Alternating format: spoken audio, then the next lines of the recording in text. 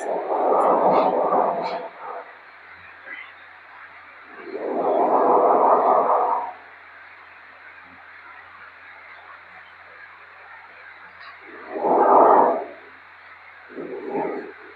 Second बंद करो, तो पॉज करो।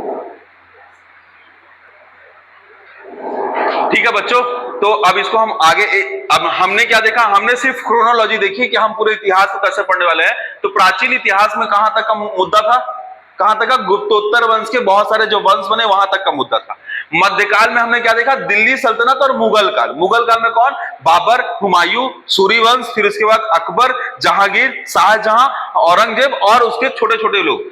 आधुनिक भारत में हमने क्या देखा, 1498 के वास्को डी गामा यानी पुर्तगालिस, डच, डेविस, अंग्रेज, फ्रांसीसी, और उसके बाद हम किसको देखेंगे। अब हम बात करते हैं कला संस्कृति की। किसकी बात करते हैं, कला संस्कृति की। कला संस्कृति बहुत ही शानदार चीज है, उसको मैं अलग तरीके से बताऊंगा तो आप थोड़ा समझिएगा।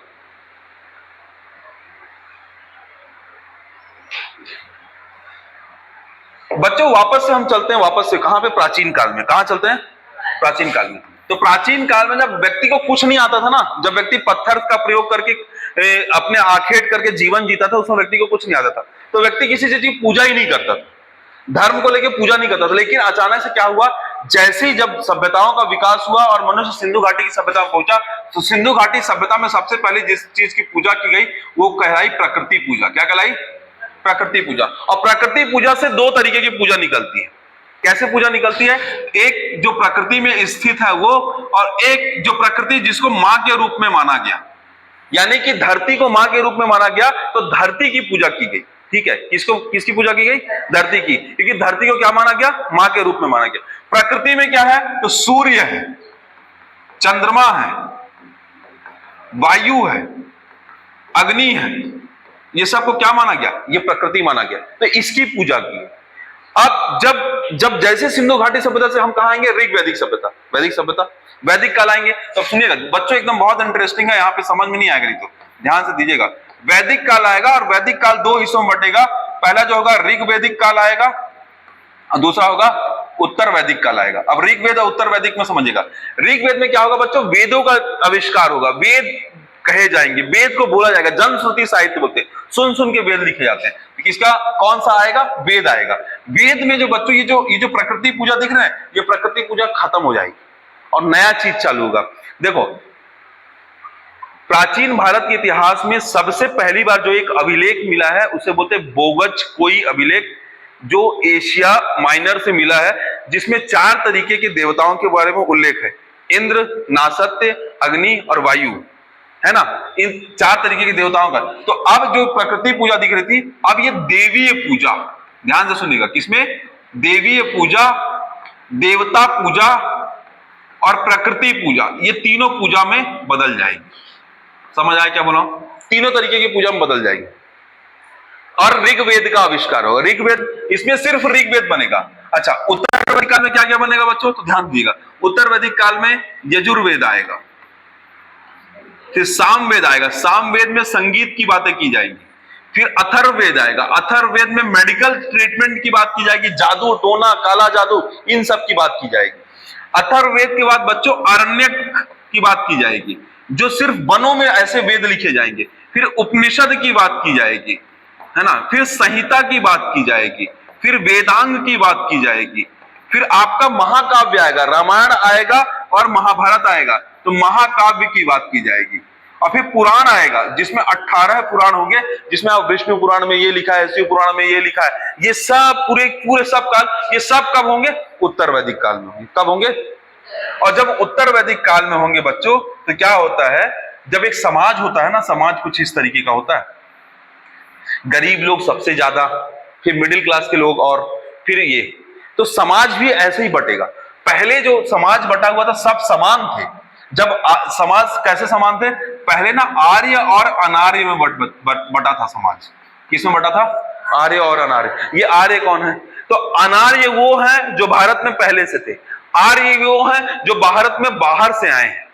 इनके संबंध में 8 अलग अलग थ्योरी है जिसको हम पढ़ेंगे। तो 8 थ्योरी में से ये निकल के आता है कि आर्यंस लोग मिडिल एशिया से आए थे, मध्य एशिया से आए थे, प्राचीन काल में, एकदम प्राचीन काल में।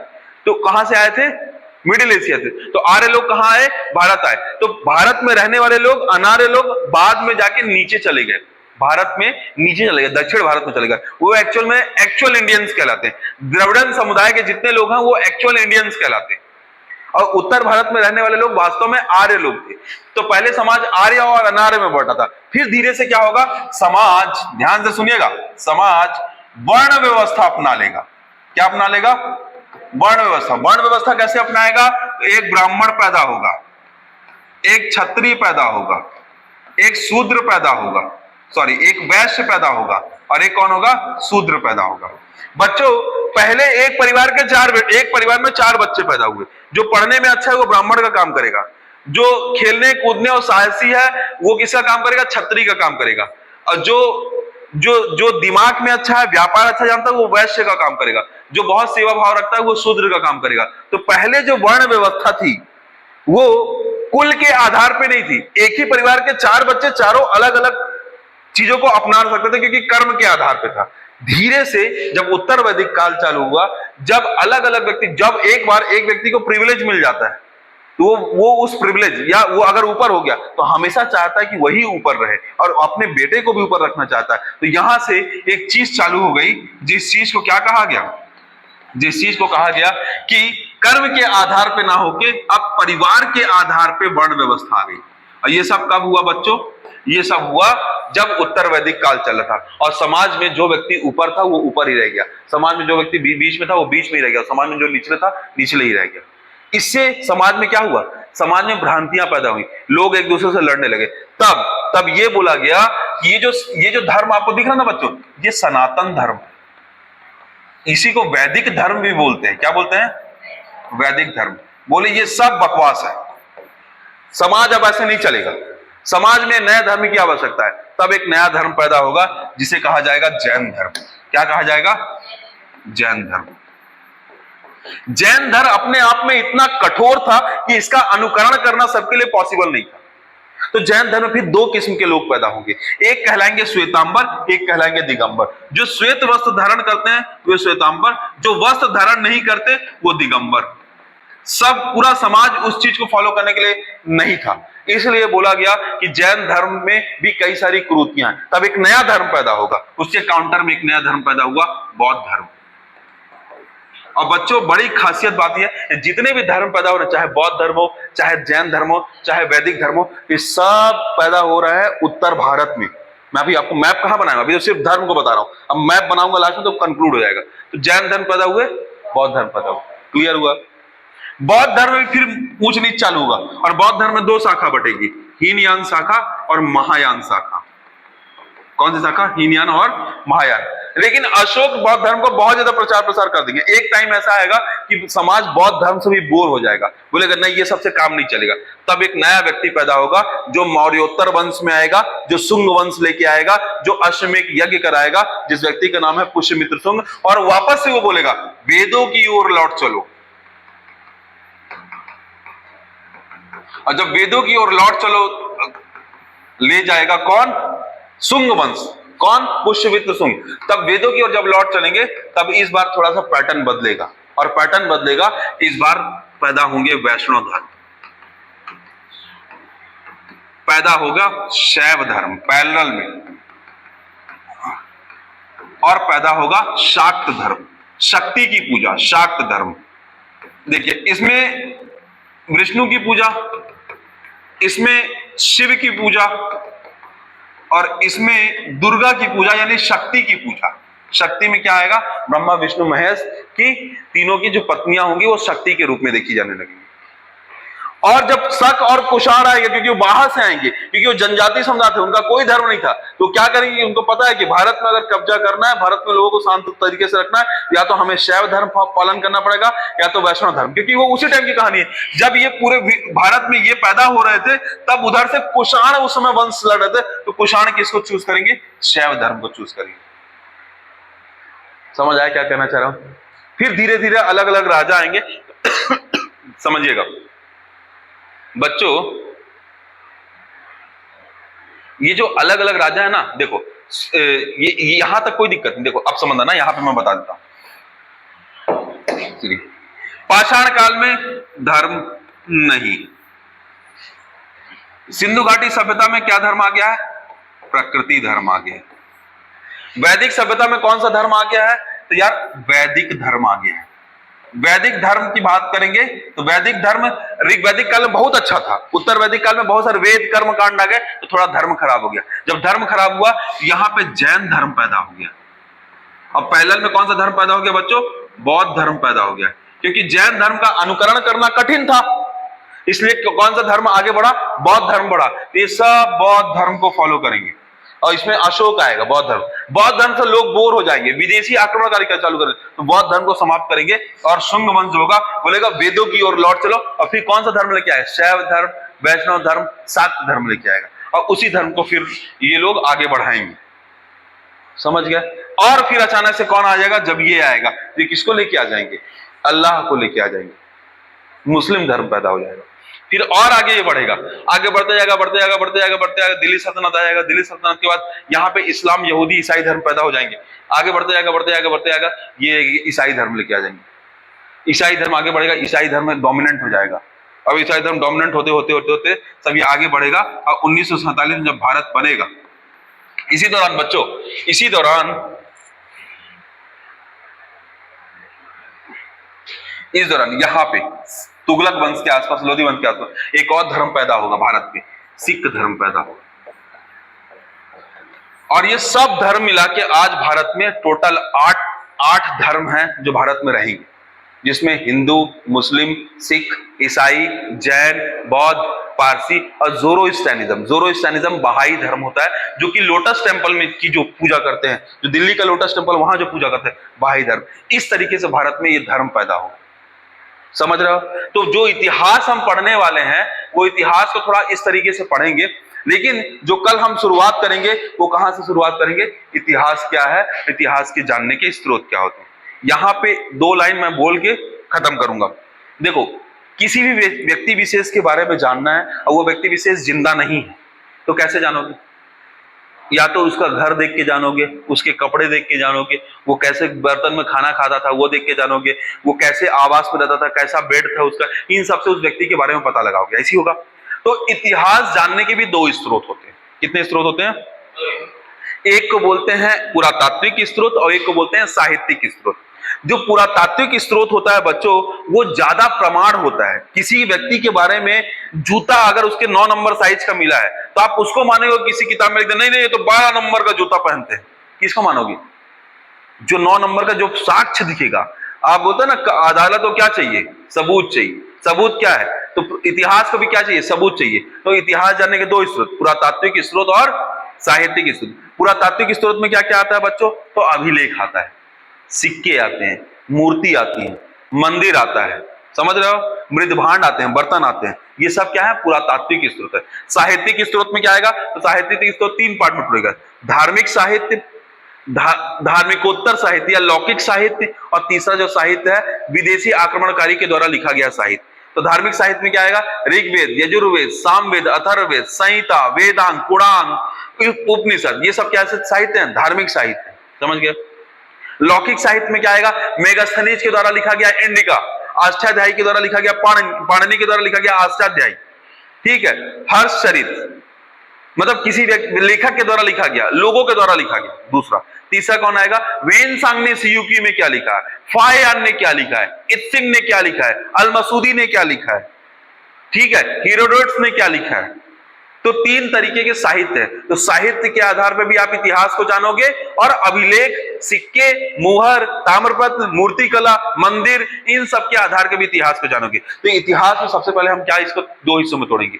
क्या पहला कौन सा? साहित्य, पुरातात्विक, दूसरा साहित्यिक। तो पुरातात्विक में 5-6 प्रकार और साहित्यिक में 3 तरीके का डिवीजन, धार्मिक साहित्य, लौकिक साहित्य और कौन सा? विदेशी यात्रा वृत्तांत, विदेशी व्यक्ति जो भारत आए वो क्या बोल के गए।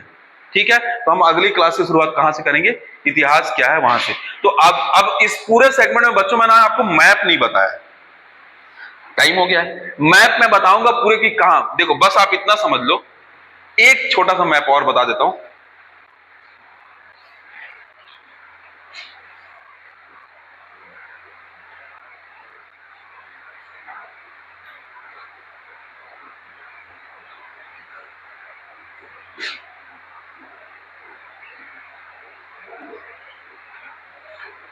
मैप, एक मैप देख लो जो आपके लिए जरूरी है बच्चों। बस मैं आपको ये इतना बता रहा हूं, देखिए हुआ कैसे है, मनुष्य का जन्म कैसे हुआ, मनुष्य का विकास कैसे हुआ, इस चीज को समझना जरूरी है आपको। देखिएगा बस, इधर ध्यान दिया, इधर ध्यान दिया, जल्दी जल्दी जल्दी इधर देखिए। सबसे पहले मनुष्य यहां से आया और ऐसे ऐसे टूटा। मनुष्य की 6 अलग अलग प्रजातियां हैं, जिसमें मंगोलाइड, कॉकसाइड, प्रोटोस्टेलाइड, ठीक है, और मेडिटेरियंस, अल्पाइन, इस तरीके से टोटल कितने, निग्रोटो, इस तरीके से कितने प्रजातियां, 6 प्रजातियां। तो मनुष्य जब आया ना, तो पहली बार जब भारत में के आसपास पहुंचा ना, तो मनुष्य को पहली बार भारत में भारतीय उपमहाद्वीप में साक्ष्य मिला तो मेहरगढ़ में मिला, कृषि के पहली बार साक्ष्य मिले। और मनुष्य फिर यहां से धीरे धीरे धीरे भारत में आया। जब धीरे धीरे भारत में आया तो भारत में पहले वो ऐसे बड़ा कैसे, देखो भारत में यहां तक आया, फिर कुछ विदेशी आए, आर्यंस आए, तो ये दोनों मिले, जो अनार्य थे वो नीचे चले गए। तो और इस हिस्से में ना, इस हिस्से में मनुष्य कुछ नहीं बना पाया था। क्यों? क्योंकि ये हिस्सा पूरा जंगलों से घना भरा पड़ा था। जब हम कल पढ़ेंगे पाषाण काल तो आपको और अच्छे समझाएंगे। बस आप ये देखिए कि मनुष्य का विकास कैसे हुआ है भारत में, तो वो देखिएगा। बस आप ये समझिएगा, यहां सिंधु घाटी सभ्यता के लोग, यहां पे वैदिक सभ्यता के लोग, यहां पे महाजनपद के लोग, यहां पे संगम काल के लोग, क्या बोल रहा हूं, यहां पे सिंधु घाटी सभ्यता के लोग, यहां पे वैदिक सभ्यता के लोग, यहां पे महाजनपद। अरे महाजनपद में ही तो मगध निकलेगा, मगध की राजधानी तो पाटलिपुत्र है, ठीक है। फिर क्या होगा, फिर धीरे से जब ये बढ़ेगा ये ऐसे, फिर यहां से कुछ लोग आएंगे विदेशी आक्रमणकारी, जो कुछ यहां से आएंगे और कुछ यहां से आएंगे, और कुछ जो रहेंगे वो किसके लिए, सेंटर के लिए लड़ते रहेंगे। ऐसे तो हुआ है, विदेशी आक्रमणकारी कहां से आएंगे, 3 यहां से 3 वहां से, 6 लोग यहां से आएंगे, 3 कुषाण सफल होंगे, कुषाण से ही गुप्त पैदा होंगे, गुप्त फिर करेंगे, फिर इसी क्रम में बाहर से लोग आएंगे, मध्य एशिया तो इस्लाम लेके आएंगे, फिर इसी क्रम में लोग यूरोप से आएंगे भारत की तरफ। इस तरीके से भारत का मैप है। तो याद रखिएगा, भारत में पहले मानव सभ्यता का विकास पश्चिम में हुआ है, फिर थोड़ा सा आगे, फिर थोड़ा सा आगे, सनई सनई धीरे धीरे आगे बढ़ा है। और जो आर्य और अनार्य थे, तो पहले आर्य और अनार्य एक साथ नहीं हो पा रहे थे, फिर बाद में क्या हुआ, आर्य अनार्य एक साथ रहने लगे। जो अनार्य आर्य को स्वीकारे नहीं, वो अनार्य भाग के नीचे चले गए। जो नीचे चले गए, उन्होंने संगम साहित्य बनाया। अभी कौन सा काल आया, संगम काल आया। ये संगम काल कहां आएगा बच्चों, ये मैं आपको अभी नहीं बताया था, क्योंकि वो कंटेस्ट नहीं आया था। ये संगम काल आएगा बच्चों यहां पे।